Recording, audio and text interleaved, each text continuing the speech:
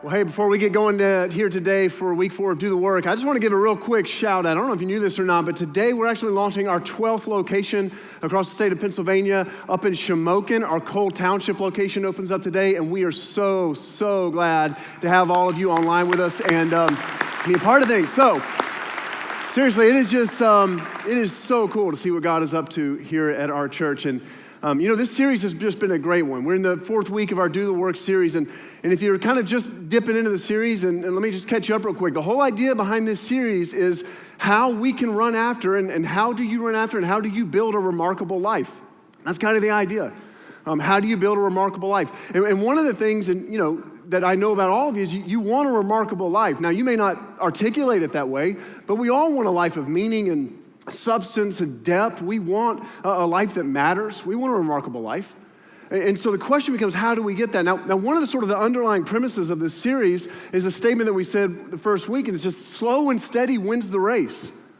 Slow and steady wins the race. In other words, if you want to run after the kinds of things, and by the way, Jesus invited us. Jesus makes this invitation. Jesus says that I've come to give you a full, rich, satisfying life. That's remarkable, right? Jesus says, that's what I have for you. And if you want to step into that, slow and steady wins the race. In other words, part of the whole idea behind the series has been that the remarkable lives are built one small step at a time. One slow, small step at a time. And if you put 1,000 small steps together, over time you look back and you go, man, I've moved. I've gone somewhere. That's how transformation happens. And so 1,000 small steps in the right direction end up building a remarkable life. They end up building a transformative life. Now, this works two ways, though. Because on one hand, 1,000 small steps in the right direction end up, building something remarkable. But on the other hand, 1,000 small steps in a destructive direction can end up wrecking your life. And you end up in places you didn't even think you were going to go. And you end up in situations you never imagined you'd be in. So that's what I want to talk about today. I want to talk about how we can guard ourselves and how we can not end up there. A couple years ago, I was flying into Minneapolis, St. Paul, the Twin Cities. So I was doing some stuff in Minnesota, and I was, coming down into Minneapolis area. We were on our final approach. And as we're coming into the city, you can tell why Minnesota is called the land of 10,000 lakes. I mean, there is just water everywhere. There are lakes dotting, the entire landscape. And then the Mississippi River runs straight through the city of Minneapolis, St. Paul. There's just water everywhere. If fishing and mosquitoes are your thing, Minnesota is your Hawaii. You need to go. So anyways, we're making our final approach in. And I noticed as we're flying over the Mississippi River, I probably saw a dozen, maybe more, probably a dozen or so bridges. And these bridges that are, spanning the Mississippi River, every single one of them was being rebuilt. They all had cranes. They all had construction equipment on them. There was a ton of stuff happening on these bridges. And the explanation for why all these bridges were being rebuilt is actually pretty simple. This is a gusset tie or a gusset plate. This is a small one that I have here. The whole idea behind a gusset tie or a gusset plate is a gusset plate ties beams together. So imagine that, there's a beam coming in here and a beam coming in here, and imagine you have a beam that comes in here and another beam that comes in here. And if you have all these beams that come in when you're doing construction, you need at some point where they all meet, you need to tie those together. And so you put a gusset plate over top of it, and then you bolt them into the beams. Sometimes there's a beam comes straight down the middle, you bolt it down in the middle here. So this is what a gusset plate does. Gusset plates are critical, when it comes to construction. And so when you look at a gusset plate, it's tiny, but when it's holding these beams together, it's not very thick either, and when it's holding these beams together, there is a ton of pressure put on these gusset plates. There's a ton of tension that's put on these gusset plates. And the reason why all those bridges were being rebuilt really comes down to gusset plates. Because just a couple of years before that, Interstate 35 that runs straight through Minneapolis, St. Paul, right through downtown, across the Mississippi River. It was during rush hours on August 1st, 2007. And Interstate 35 collapsed in the middle of rush hour traffic, killed 13 people, 145 others were injured. And they did an extensive investigation as to why that bridge collapsed. And after about a year and a half investigation, they found that it came down to one thing: gusset plates. And there was a gusset plate that was defective because the gusset plates that were holding that bridge together were about a 1/2 inch thick, tying the entire bridge together. And because of that, they began to bow. And no one ever saw. In fact, I think we have a picture. So this is actually a gusset plate on that bridge. I don't know if you can see this or not. It's hard to see. That one is actually bowed right there. Because of all the weight, you can see it's tying two beams together there, and that one's actually bowing under the pressure. People drove by these gusset plates every day, and yet no one saw them. They're hidden. They were private in a sense. And because of that gusset plate bowing and then eventually fracturing, and when we talk about a fracture, we're talking about millimeters of a fracture. We're not talking about big, wide gap. We're talking about millimeters. And eventually, it brought that entire bridge down. An incredible destruction. It wasn't a big gaping hole in the bridge. It wasn't a big support beams that fell off. There was no earthquake. It was a gusset plate. It was a tiny little fracture that brought that collapse. Now let's think about our personal lives for a second. Isn't that how personal collapses tend to happen as well? It's the small, tiny little fractures that no one knows about. It's the secrets we carry that no one knows. It's the things we do that are private that no one knows about. You can't see them. No one else will see them, and yet they begin to add up. They begin to add up over time until eventually it kind of all comes spilling out. Look, some of us, we know this because we've experienced a collapse in our life. Some of us are here today and we've experienced a collapse. Some of us lost our jobs because of a collapse. And because of things that were happening that no one knew about, and then it finally caught up. Look, some of us, we lost our marriages because of a collapse. Some of us lost our relationships with our kids because of a collapse. Some of us lost all of our money. We lost our wealth because of a collapse, because of secret things, because of fractures that no one else could see, and yet they kept adding up and adding up. And some of you weren't the cause of the collapse. It wasn't your decisions. You were the collateral damage. Some of you are here, and it was other people around you, and their collapse affected you. And the reason why this matters, and the reason why those collapses are so devastating is really because of one principle. And it's the principle at work that was at work that day on that bridge in Minnesota, and it's the same principle that is at work in our own personal lives when those collapses happen. And you know what it is? It's this. Private compromises lead to public collapses. Private compromises in our character. Private compromises, in our integrity. Private compromises, the ones no one sees. Private compromises, when we know God is calling us to be a certain way and we refuse, we compromise on those ways. Private compromises lead to public collapses. And any public collapse that you see, I promise, if you dig deep, you will find a trail of private compromises. You will find a trail of small choices that led up to that moment. Small fractures in the gusset plates that led up to that moment. And here's what I know about you. This is true for every single person right now, no matter where you are. No one wants a collapse. You're not planning for that. You're not getting into a marriage saying, man, I hope this thing collapses one day. You're not having kids saying, man, I hope our relationship collapses one day. You're not getting into a new job saying, man, I hope this thing collapses one day. You're not getting into school, going to college saying, man, I hope this whole thing just falls apart. No one plans for a collapse. No one wants it. So the question is really simple today. It's, can we avoid them? How do we avoid those collapses in life?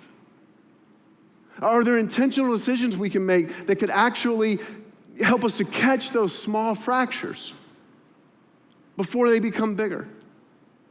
Is it possible? What if we could do the work to ensure, do the work today to ensure that a collapse didn't happen someday? Would it be worth it? And I want you to know it's available to you. That is available to you. In fact, the writers of the scriptures talk about this idea all the time, and over again in the scriptures, you see this insistence that we pay attention.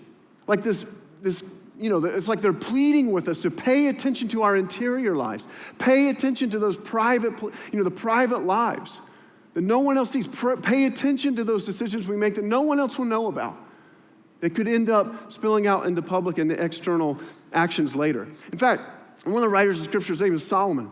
Solomon was considered by many, to be the wisest man who ever lived. Some people still today consider him the wisest man to ever live. And Solomon wrote a huge chunk of the scriptures.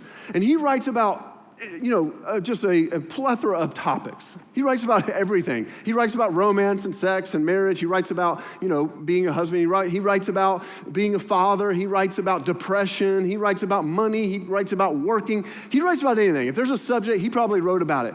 And out of all the wisdom he gives and out of all the writings that Solomon gives, there's actually one statement he makes where he says, everything else I have said doesn't matter if you don't get this one thing. It's almost like he says, if you ignore every other thing I've ever written, every other thing I've ever said, that's fine. Just don't ignore this one. You can't ignore this one. And you know what it is what he says. Guard your heart above all else. Above all else. Like, forget everything else if you want. Just don't forget this one. Guard your heart above all else. Why? Because it determines the course of your life. Guard your heart because it determines the course of your life. When the writers of Scripture, when Solomon's talking about the heart here, it's that mission control center that we all have inside of us. It's that place where our intellect and our will and our attitudes, our intentions and our motivations and like all that kind of stuff, it just springs from that place. And they refer to that as the heart. In other words, the heart is that place where all of our behavior comes from. The external is, motivated. The external is driven by the internal, the heart.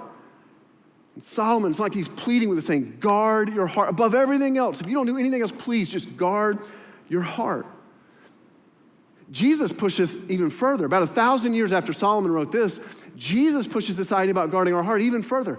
Jesus talked all the time about our heart.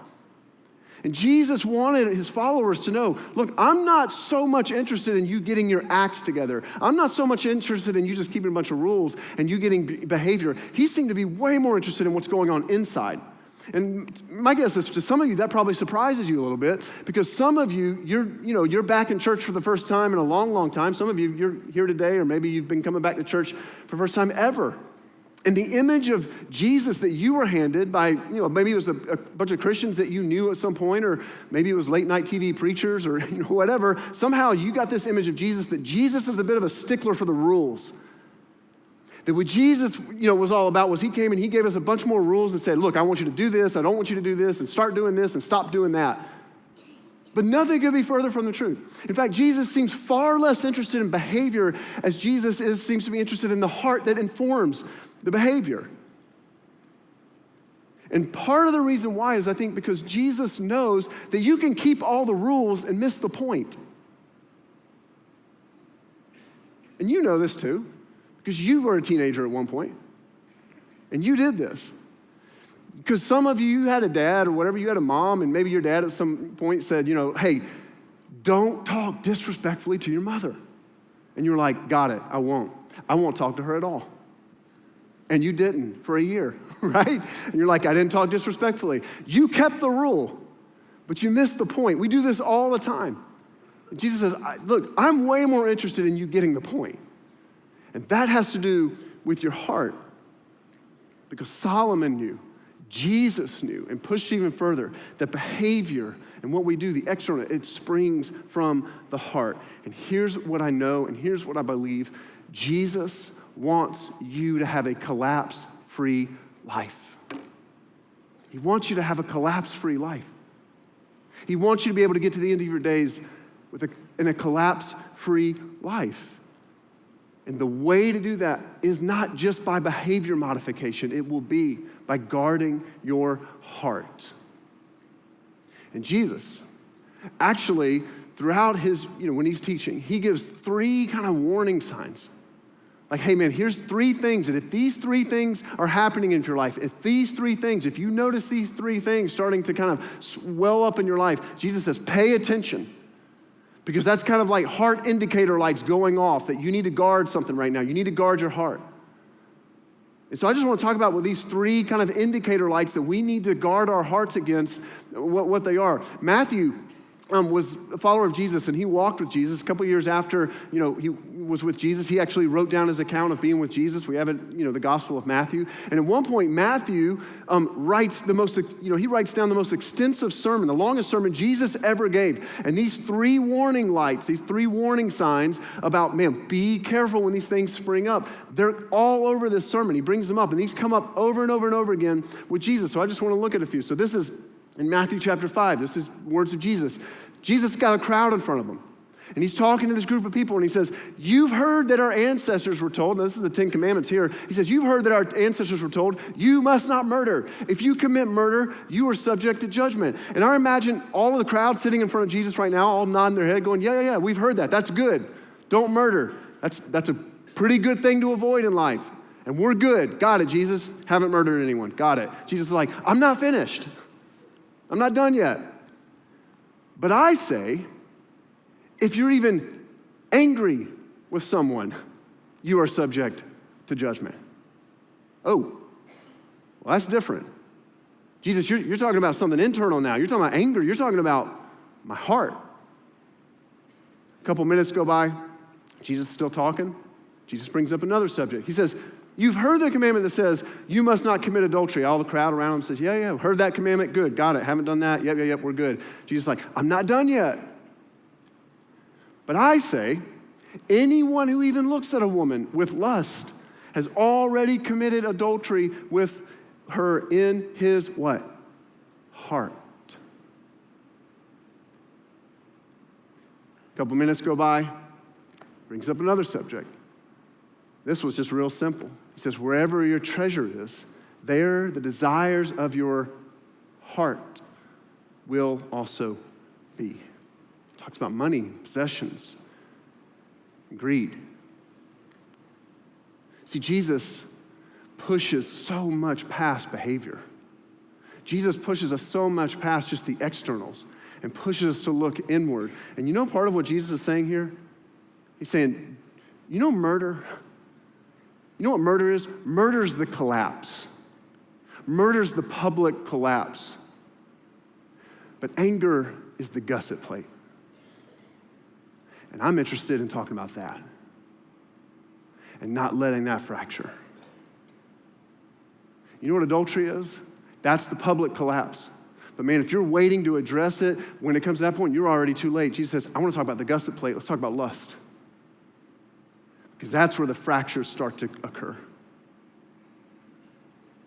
He says, you want to talk about bankruptcy and you losing relationships because you prioritize your possessions over people? That's the collapse. But I want to talk about greed. That's the gusset plate. And you got to pay attention to that, the part that no one else can see right now, if you want to avoid that collapse. So I just want to unpack these real quick. If we're serious about this, if we want to do the work of guarding our heart, it means we got to pay attention to anger and lust and greed. So let's just talk about these. Let's talk about anger. When Jesus talks about anger, he's talking about it in the context of relationships. It's not necessarily just circumstances that happen. He's talking about in the context of relationships here. And when you think about anger in the context of relationships, typically the reason why someone else makes us angry, if you kind of drill down and you keep kind of digging about what was it that made me angry about that, typically it'll go back that they took something from you. They took something from you. Now, that can be really, really simple things, like they took that parking spot at the mall that you wanted, right? Kind of angry about it. Could be they took your time and they wasted it, kind of angry about it. It could also then go a little bit deeper, like they took your innocence. They took advantage of you. They took a shot at your character. And something about that they took something from you, and all of a sudden, because they took something from you, there's this mindset that we begin to see them with, which is, you owe me. You took something from me. You owe me. And as soon as we begin to think, you owe me, the natural sort of next response is either you pay me back or I pay you back. You pay me back or I pay you back because you took something, you owe me. You know what the problem with anger is? This is the problem with anger. Anger is a little bit like mud on your shoes. You track it everywhere you go. In other words, anger, when it comes to a relationship, like if there's something that makes you mad, it's not confined. It never stays confined to that particular relationship and that particular event. You ever notice that? And it tends to, you just kind of track it with you everywhere you go. This is why some of you grew up in homes, or maybe you have a place of work, and when that person comes into the office, or when that person came home or whatever, you knew it because the tension elevated. Something like because they were angry, and you knew it wasn't because of you, because you haven't even been with them all day, but something happened. Why? Because they're tracking around like mud on their shoes. Anger never stays contained to the particular situation or relationship that you feel angry with. My friend told me a couple years ago, he was telling me about when he was a kid. His dad was just so hard on him. I mean, his dad was just a jerk, to be quite honest with you, to this guy. And he was just, and so my friend wanted a bike. My friend had this bike that he wanted so badly, and so his dad was like, fine, you can have the bike. You're gonna pay for every penny of it, though. I'm not buying it for you. So he's like, all right, can I work for you? He's like, yeah, you can work for me. And he would work 6, 7, 8 hours days, and his dad would pay him like 15 cents for that. It took him a year, but at the end of that year, he earned enough money to get that bike. And he goes to his dad. Now, he had a brother, by the way, who his dad treated his brother completely different. His dad gave his brother all the love that my friend longed for.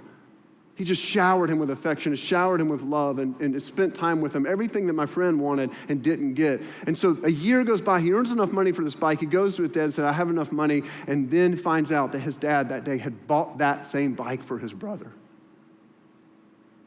Now, 4 decades later, 40 years later, I'm sitting there in that room talking to my friend about this, and he's describing it like it was yesterday. Still carrying it around. And the reason why he wanted to talk is because he wanted to talk about how it's affected every relationship since then. Because when we hold on to anger, we begin to hold everyone else responsible for what someone else did. Jesus says, man, you got anger, like pay attention, because that might mean there's a fracture. Pay attention to your heart, guard your heart from anger. That's like a warning light. Because relationships collapse when we don't guard our hearts from anger. Then he talks about lust. Remember, he brings up lust. You want to know why lust is such a big deal for Christians? You want to know why lust is such a big deal for Jesus? And why it's such a big deal for Christians? It's not because Christianity is somehow sexually repressive or there's some prudish stance towards sexuality or something like that. The reason lust is such a big deal is because we elevate human dignity to the highest level because we believe everyone is created in the image of God. And when you lust, you inherently use another human being. Even in your own thought life.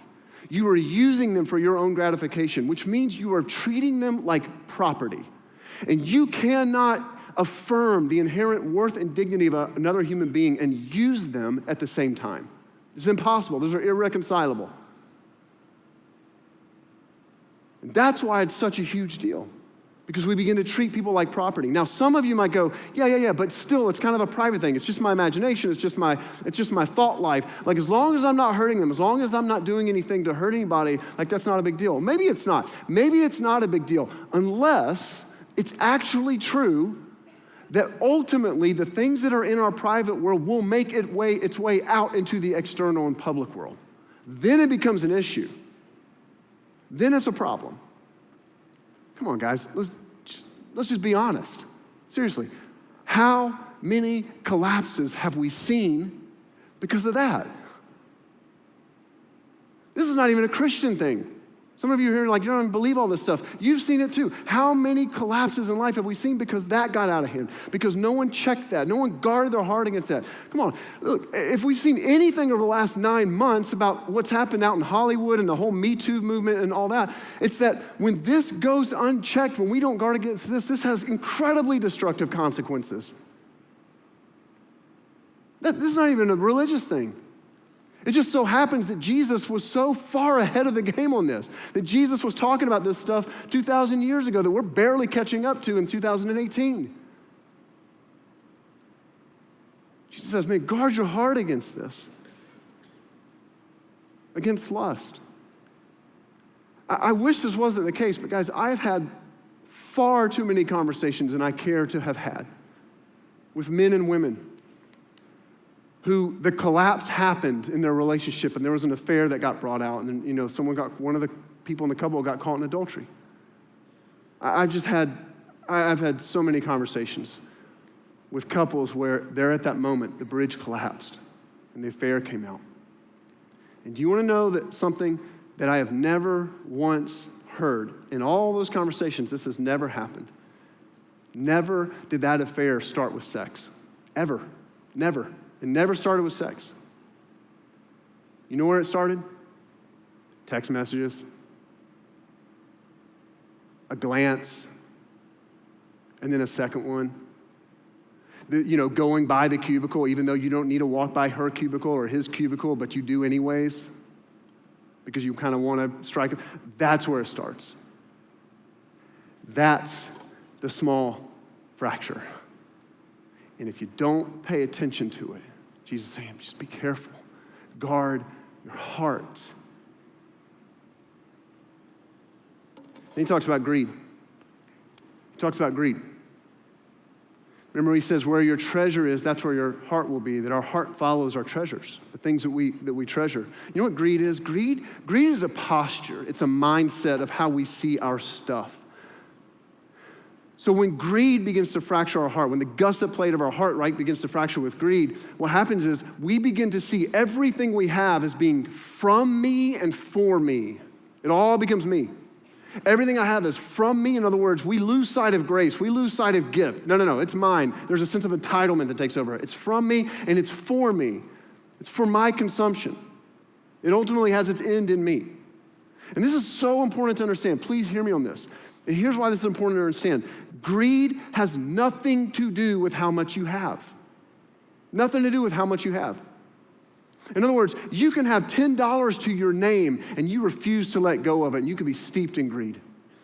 And you can have 10 million and hold it open hand and say, man, this is gift, and I'm here to give to others. And greed doesn't have any fracture in your heart. This is not about how much you have.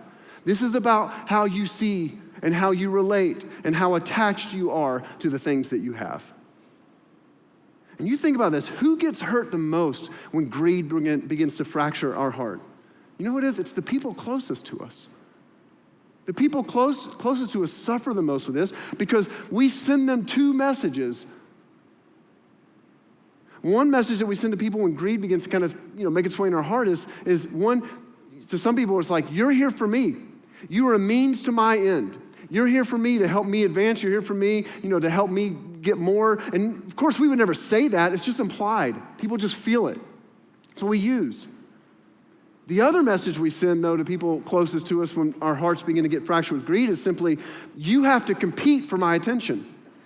Compete with my stuff. You have to compete. Guys, listen, let me just talk to parents real quick. If your kids are having to compete for your attention, they're having to compete with your truck, they're having to compete with your home, they're having to compete with your business dealings because you just want that one more bonus. If they're having to compete for any of your attention, you may need to guard your heart now from greed. You may have a greed issue. And you can catch it now before things collapse. But that may be a big warning sign, a blinking light going off. Jesus says, you want to guard your heart? I'm going to push you to guard your heart because, man, I want you to have a collapse-free life. You have to pay attention to these three areas: anger and lust and greed. You've got to pay attention. And so if we do, let's just imagine these three things kind of like dinging lights going off. What do we do? What are we supposed to do? So I just want to talk about in the next 3 or 4 minutes. I just want to tell you, here's the response. If you want to guard your heart, here's what you got to do. Now listen, if you're here today and you're not a Christian, if you're here today and you're skeptical of the whole thing, and maybe you're just checking things out, you can ignore everything I'm about to say for the next 3 or 4 minutes. You're under no obligation to do anything I'm about to talk about. But if I think if you listen though, I do think it's a better way to live. So if you just want to take it as good advice, take it as good advice. I think you'll agree, when you hear me talk about these things, that it probably is just a better way to live. But if you're here today and you're a Christian, you're a life changed by Christ, the things that we're going to talk about as a response in guarding your heart against this is kind of like basic Christianity 101. This is kind of like what it means to follow Jesus. So let's talk about anger. You want to guard your heart from anger? Forgive. Forgive. Forgive. Forgiveness is saying, I'm not going to make you pay. Forgiveness is saying, you owe me. You do owe me. You took something from me, and I'm letting you off the hook. I'm going to absorb that debt. I'm not going to make you pay that debt. That's what forgiveness is. And it starts with identifying what that person did. From the smallest thing to the largest thing, identify what they did, call it out, and then you go, but I'm not going to make you pay. I let you off the hook. And people are like, man, but isn't that kind of, I don't know, that's really hard, that's difficult. You're letting them off the hook. You are. You know who else you're letting off the hook? You. Because when we refuse to forgive and when we hold on to that anger and that bitterness, we're the ones who are chained up. We're the ones tracking mud everywhere else we go. By forgiving, we let ourselves experience some freedom as well. For some of us, this just means forgiveness, beginning to let someone off the hook. Let's talk about lust. You want to guard your heart from lust? Kind of simple. Look away and let someone know. Look away, let someone know. I put 2 on this because to me, these are the same coin, different sides. Look away is proactive. Let someone know is reactive. Let me explain that real quick. Look away, guarding our hearts from lust. Look away is the proactive side. In other words, there are some places you just can't go, and you know where those are. I don't know for you, but you know there's some places that they get your mind going. There might be some sites. There might be some places. There may be some friendships that you just need to back away from, because you know where it takes you. There may be some conversations you just need to back away from because you know where it takes you. It's bouncing the eyes and saying, I'm not going to go there. There may be some structures you need to put in place saying, I'm not even going to go down that road. I'm not even going to put myself in those positions. For me, one of the things, Jenny has full access to my phone, and she knows this. I mean, she sees every call I make, every call that I take. She sees every text I send, every text I receive. She knows all social media stuff. She has access to all of it because for me, the phone is a portal for this world, a potential portal for it. And I don't want to go down that road. I don't want a fracture. I don't want even a small one. So look away. The other side's reactive, though. Let someone know. This is if a fracture's developed. This is if, you know what, I've got, that's bowing a little bit. I've been down this road. And if that's you, to let someone know, it just means bring it out to someone. And here's why. Lust thrives in secrecy. Lust grows. Secrecy is fertilizer for lust. And when you bring it out, when it's not private anymore, it loses its power. I've had so many conversations with friends of mine, men who are friends of mine, and they've come to me just so honestly, been like, hey, Jason, I just want to let you know, like, I saw this, or I received this compliment from this person, or I got this glance from this person, and I liked it. And I didn't want to like it, but I got to tell someone that I kind of liked it. In fact, I went back a second time for it, but I don't want it anymore, and I want it. And do you know, every single time we have those conversations, it loses its power. It's done. It just loses its power because it's not a secret anymore. And every single time after we have those conversations, after I've had any of those conversations, do you know what I think? I think, man, thank God. Thank God we were having that conversation today about a small little fracture and not having a conversation a year from now about a collapse that happened. Let's talk about greed. This is kind of duh. Give. Just give. You want to guard your heart from greed? Give. Give. Remember, this is not about how much you have. It's not even about how much you give. It's the practice. It's the beginning to go, man, I'm not going to let greed get a hold. I'm not going to let those fractures become, just make small choices to give when no one else even knows. Give. Give. I'm not even talking about giving to the church. I'm just talking about just give. Give somewhere. You really want to get gutsy on this one. You really want to get brave. Ask the people around you, is there anything you think I can't live without? And if they say, if you've got consensus, everyone's like, you can't live without that, sell it. Give it.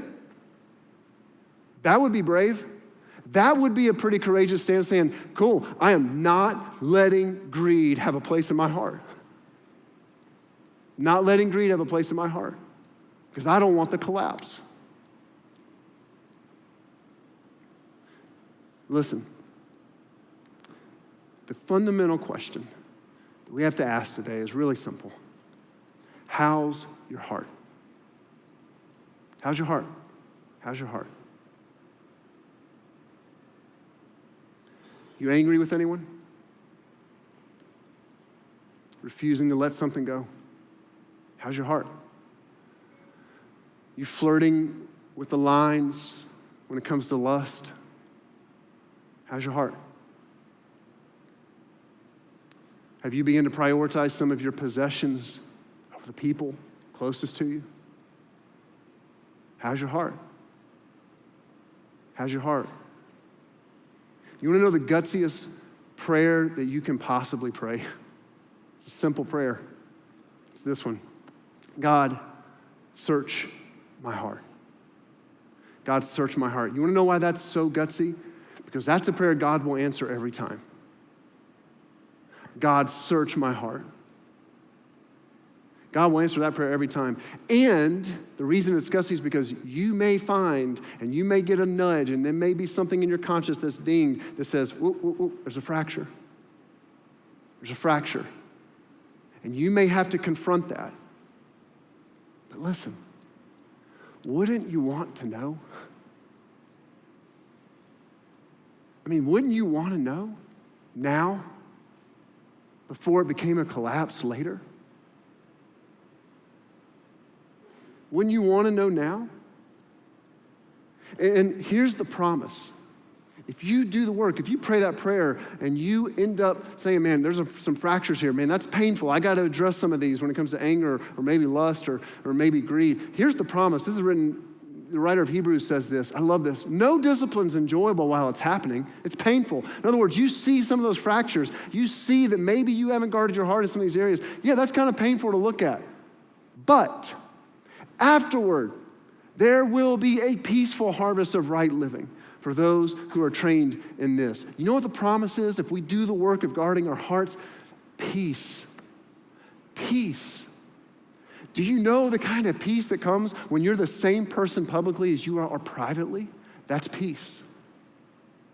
Where your heart matches up with your behavior and your behavior matches up with your heart. That's peace. That brings a remarkable life. And wouldn't that be worth it? Wouldn't asking God to search our hearts, wouldn't doing the work of making sure those fractures and guarding our heart, wouldn't that be worth it? Wouldn't that be worth it for the spouse, maybe your future spouse, you haven't even met them yet, but you're preparing your heart now for that? Wouldn't that be worth it for your kids? Maybe you don't even have kids yet, but your future kids, or maybe your future grandkids, you haven't even met them. Your decision to guard your heart can have generational implications because of the work you do to guard your heart. And then it says this, very next verse. So because of that, take a new grip with your tired hands and strengthen your weak knees. Mark out a straight path for your feet so that those who are weak and lame will not what? Fall, collapse. No collapse, but become strong. Man, I want that for you so badly. For you to get to the end of your days with strength, no collapse. And I know that some of you are here today and you've already had a collapse in your life. You've already had a collapse because of you didn't guard your heart. And here's what I want you to know. If you're here today and you've already experienced a collapse because of some of the decisions you made, here's what I want you to know. There is no collapse so big that Jesus cannot rebuild. There is no collapse that you have brought about that Jesus cannot heal and restore and rebuild. He can rebuild anything. So take a new grip. If that's you, take a new grip. Today is a new day. You can guard your heart today. You can start new. And you can pay attention to your heart starting today. And if you do, you will not fall, but you will become strong. Why? Because you did the work. You did the work. And you guarded your heart again and again and again, every day, waking up and choosing, I will guard my heart again today. Let's pray. Jesus, I'm just so grateful that you push so much, you push past behavior and you ask us to begin to do the work of guarding our heart.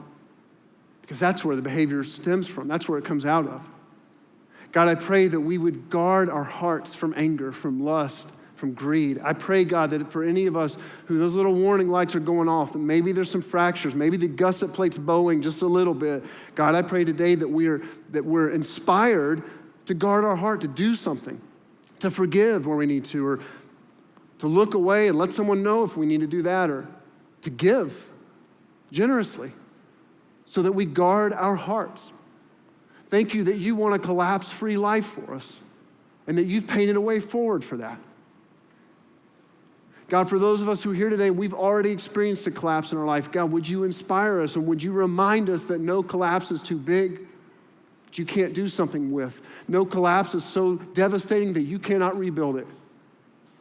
And that today is a new day. So we choose to guard our hearts again 1,000 times over if we need to, so that we get to the end of our days and we look back because we did the work and we see that there is strength there because you've built something in us. And we pray this in your name, Jesus. Amen.